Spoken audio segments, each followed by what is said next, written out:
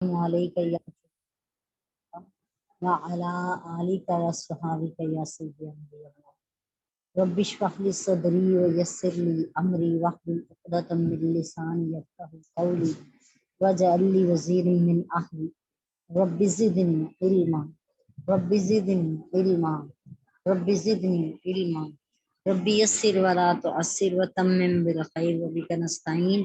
اللهم اجرنی فی مصیبتی واخلف لی خیرا منها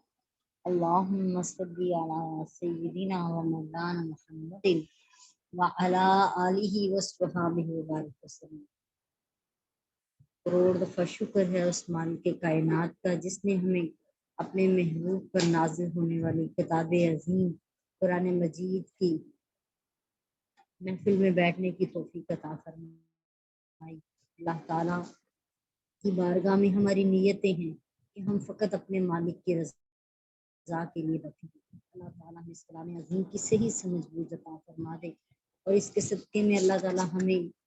اپنے بندوں میں شمار کر لے اور یہ لمحات دنیا اور آخرت میں ہمارے لیے کامیابی کا باعث بن جائیں اور ہمارے لیے نجات، عذاب سے نجات کا باعث ہوں۔ آج ہم نے سورہ المائدہ کی آیت نمبر 3 سے شروع کرنا ہے۔ اعوذ باللہ من الشیطان الرجیم، بسم اللہ الرحمن الرحیم۔ حرمت علیکم المیتۃ والدم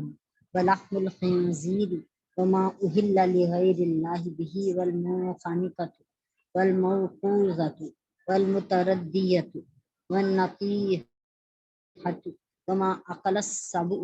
الا ما ذکیتم وما ذبح علی النصب وان تستقسموا بالازلام ذالکم فسق اليوم یئس الذین کفروا من دینکم فلا تخشوهم واخشونی اليوم اکملت لکم دینکم واتممت علیکم نعمتی ورضیت لکم الاسلام دینا فمن اضطر فی مخمصۃ غیر متجانف لإثم فإن اللہ غفور الرحیم۔ اعوذ باللہ من الشیطان الرجیم، بسم اللہ الرحمن الرحیم۔ اس کا لفظی ترجمہ کر لیتے ہیں جی۔ حرمت حرام کیا گیا ہے، علیکم تم پر، میتتا مردہ جانور، والدم اور خون، ولحم الخنزیر اور سور کا گوشت، وما اہلا اور اس جانور کا گوشت جس پر پکارا گیا، لغیر اللہ اور ہر وہ چیز یا ہر وہ جانور جو پکارا گیا اللہ کے علاوہ، اللہ کے غیر کا نام لے کر۔ غیر اللہ سے مراد ہر وہ ذات ہے جو اللہ کے مد مقابل کھڑی ہو جاتی ہے یا مد مقابل الہ ہونے کا دعویٰ کرتی ہے۔ یعنی جن جن چیزوں کو بھی، چاہے وہ بت ہیں، چاہے کسی کو اللہ کا بیٹا کہہ دیا گیا ہے یا کسی کو اللہ ہی کہہ دیا گیا ہے، تو وہ سب غیر اللہ میں آئیں گے۔ بہی والمنخنقۃ اور گلا گھٹنے سے مرنے والا جانور بھی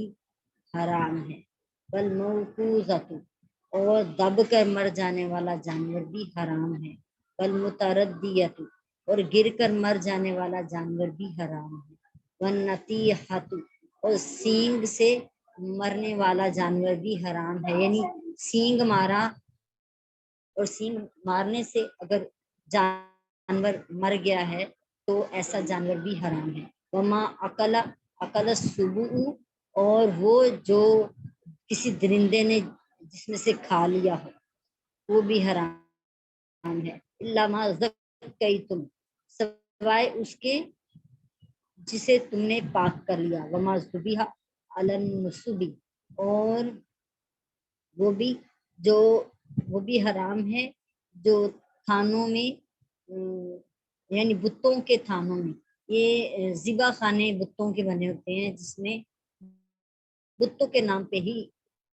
قربانیاں کی جاتی ہیں، تو ایسی جگہ پہ بھی کی گئے جانور کی قربانی جو ہے، وہ جانور جو ہے جو قربان کیا جائے گا، ذبح کیا جائے گا، وہ حرام ہے۔ وَأَن تَسْتَقْسِمُوا اور یہ کہ تم تقسیم کو بالازلامی تیروں کے ذریعے، ذالکم فسق یہ سب گناہ کے کام ہیں۔ الیوم یئس الذین کفروا، آج کے دن کافر لوگ مایوس ہو گئے، من دینکم تمہارے دین سے، فلا تخشوہم، پس اے مسلمانوں تم ان سے مت ڈرو، وخشونی اور مجھ ہی سے ڈرو، الیوم اکملت، اور اے مسلمانوں آج کے دن میں نے مکمل کر دیا، لکم دینکم تمہارے لیے تمہارا دین، واتممت علیکم، اور میں تم پر پوری کر دی نعمتی اپنی نعمت، وردیت لکم الاسلام، اور میں نے تمہارے لیے اس دین اسلام کو پسند کیا، اسلام دین اسلام کو پسند فرمایا، فمن اضطر، بس جو مجبوری کی حالت میں ہو، فی مخمصۃ، اور شدید بھوک میں ہو، غیر متجانف، اور حرام کی طرف جھکنے والا نہ ہو، اسم، تو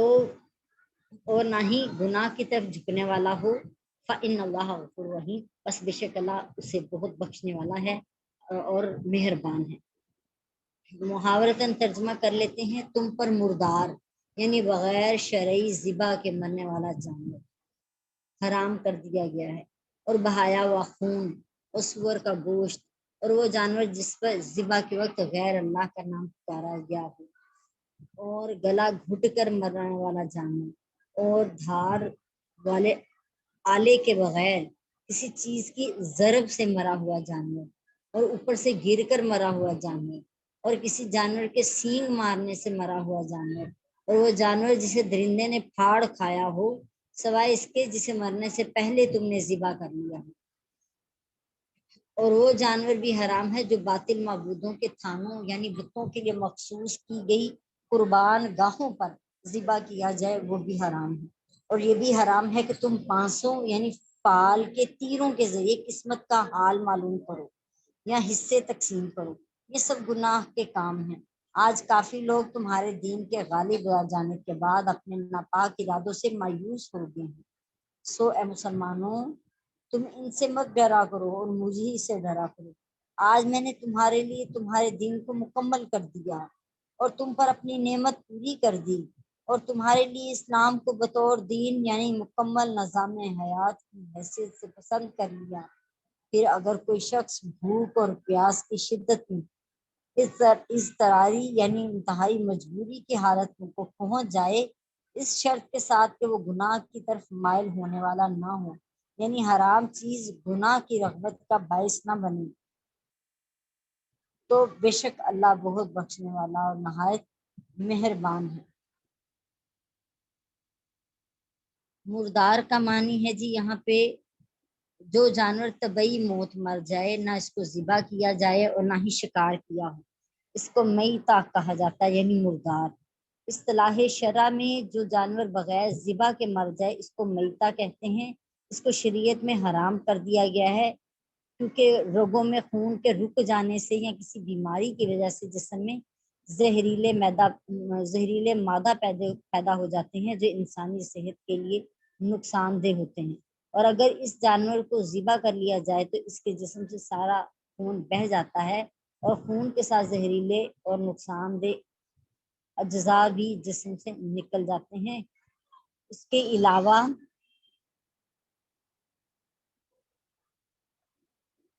مردار جانور کا گوشت کھانے سے انسان کی طبیعت متنفر ہوتی ہے، تو مردار جانور صحت کے اعتبار سے بھی نقصان دہ ہے اور دین کے اعتبار سے بھی نقصان دہ ہے، کیونکہ اللہ کے نام سے اس کی جان نہیں نکلی، لہٰذا مردار جانور کو کھانا بالاتفاق حرام ہے۔ البتہ فقہائے احناف کے نزدیک یعنی حنفی مسلک کے مطابق اس کے بال اور اس کی ہڈیاں پاک ہیں اور اس کا استعمال کرنا جائز ہے۔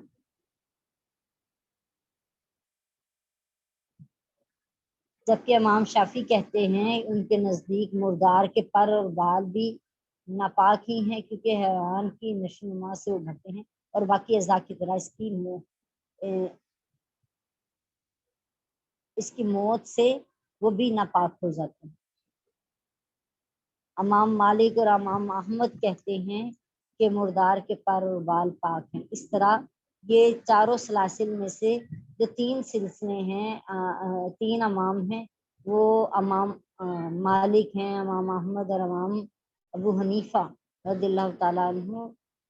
یہ سب تو ہیں کہتے ہیں جی مردار کے پر اور بال پاک ہیں، جبکہ امام شافعی کہتے ہیں کہ پاک نہیں ہے۔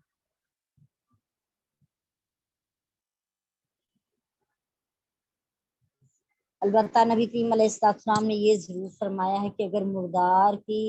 کھال جو ہے اس کے اون اور اس کے بالوں میں کوئی حرج نہیں، جب انہیں دھو لیا جائے تو اس کے بعد رنگ لیا جائے، دھو لیا جائے ان کی کھالوں کو، تو وہ استعمال کی جا سکتی ہے۔ اس لیے جانور کی موت سے یہ ناپاک نہیں ہوتی۔ مردار جانور حرام ہے، لیکن اس کے عموم سے بالاتفاق مچھلی اور ٹڈی مستثنا ہیں، اس حکم سے الگ ہیں۔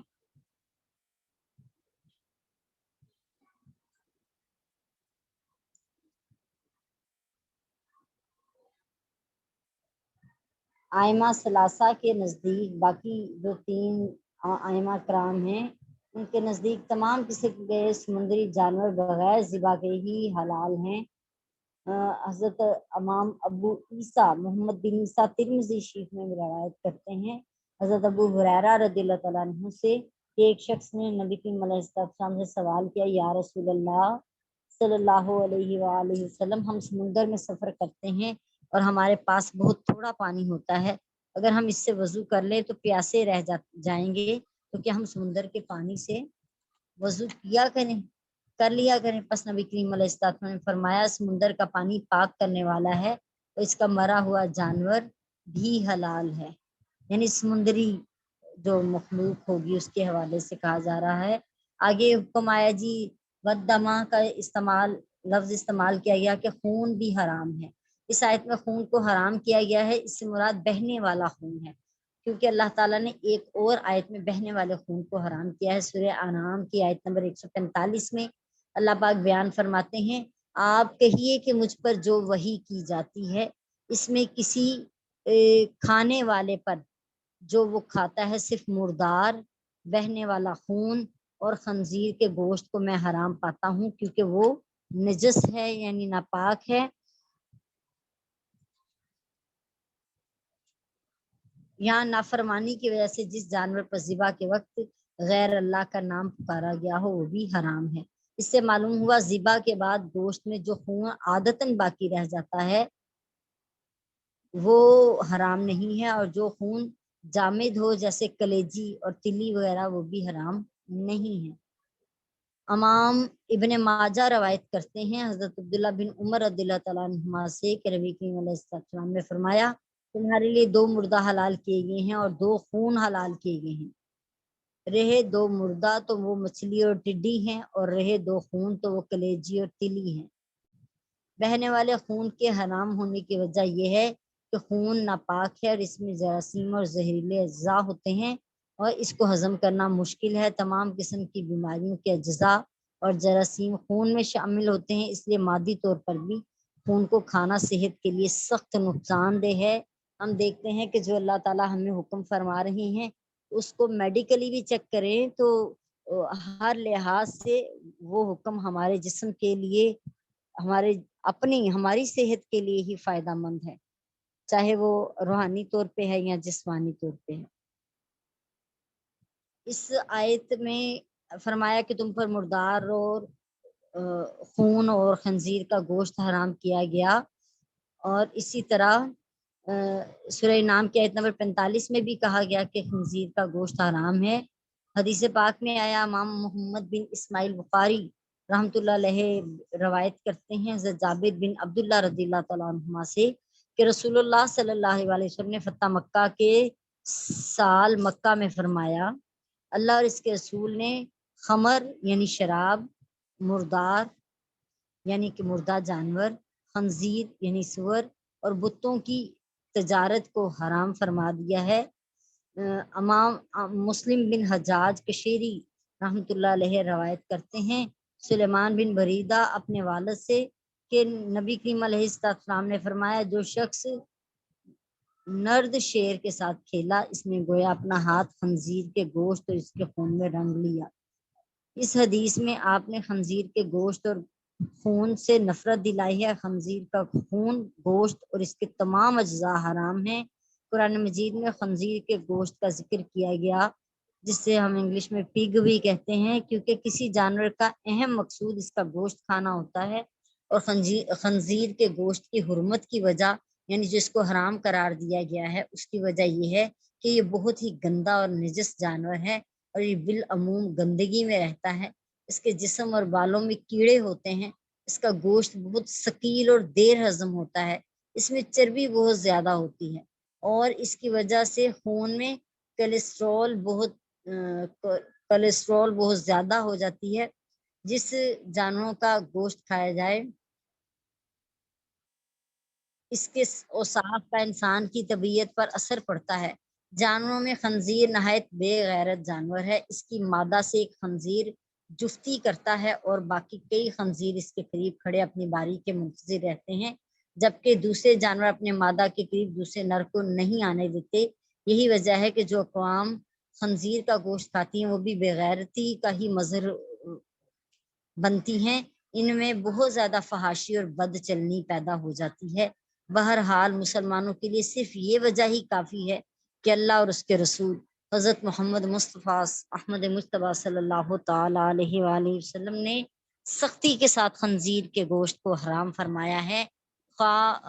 خنزیر کو ہی حرام فرما دیا ہے، یعنی اس سے ریلیونٹ ہر چیز جو بھی اس سے حاصل ہونے والی ہے وہ سب چیزیں اسی میں شامل ہوں گی، کوئی بھی جائز نہیں ہے۔ خواہ حرمت کی یہ وجوہ ہوں یا نہ ہوں، ہم نے یہ وجوہ صرف اس لیے بیان کی ہے کہ اسلام دین فطرت ہے، اور اس نے جن تمام چیزوں سے منع فرمایا ہے اس کی وجوہات نہایت ہی معقول ہیں، اور عین ہماری جسمانی جو حیثیت ہے اس کے مطابق وہ بیان کی گئی ہیں، یعنی ہماری اپنی ہی جسم کے لیے فائدہ مند ہیں۔ اچھا جی، آگے ہم نے پڑھا ہے علامہ حسین بن محمد راغب اصفہانی رحمۃ اللہ علیہ لکھتے ہیں کہ وما اہل لغیر اللہ بہ،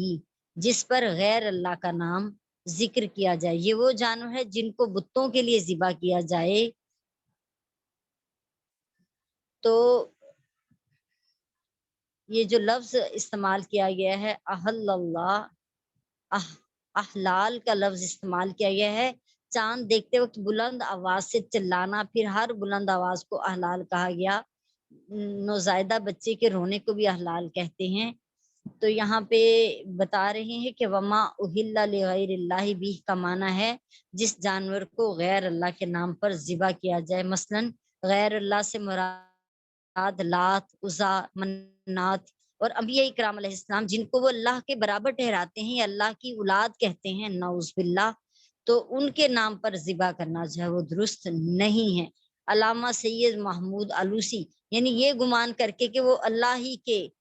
شریک ہیں، یہ سمجھ کے ان کو ذبح کرنا جو ہے وہ درست نہیں۔ علامہ سید محمود علوسی لکھتے ہیں کہ اس کا معنی ہے کہ جانور کی ذبح کے وقت غیر اللہ کا نام بلند آواز سے پکارنا، اور احلال کا معنی یہاں پر یہ ہے کہ جس کے لیے جانور ذبح کیا جائے، یعنی لات و نات وغیرہ کے لیے، عزا کے لیے، اس کا ذبح کے وقت بلند آواز سے ذکر کرنا جو ہے۔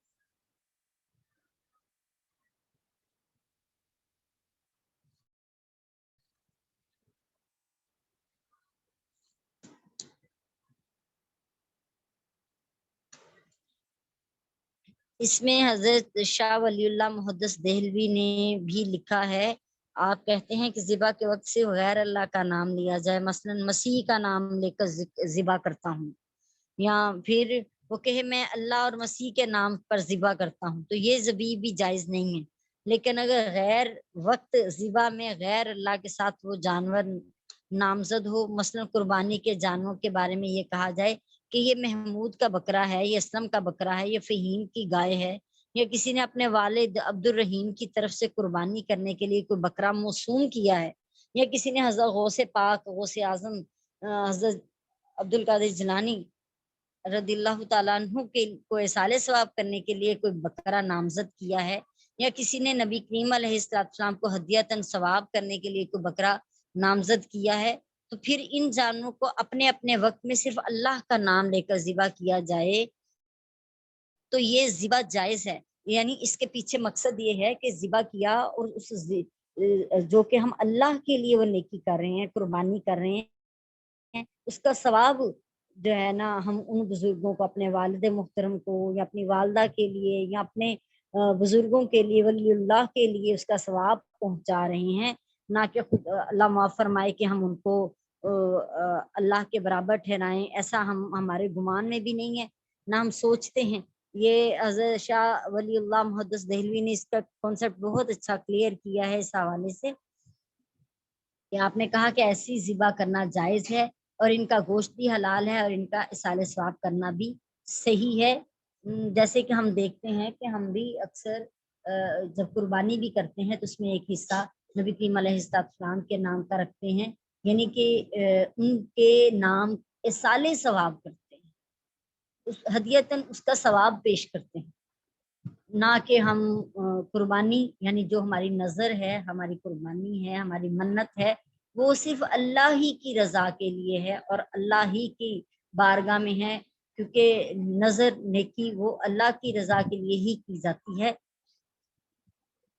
علامہ علاؤالدین محمد بن علی حنفی رحمۃ اللہ علیہ لکھتے ہیں، حاکم میں کسی بڑے آدمی کی آمد کے موقع پر جانور ذبح کیا جاتا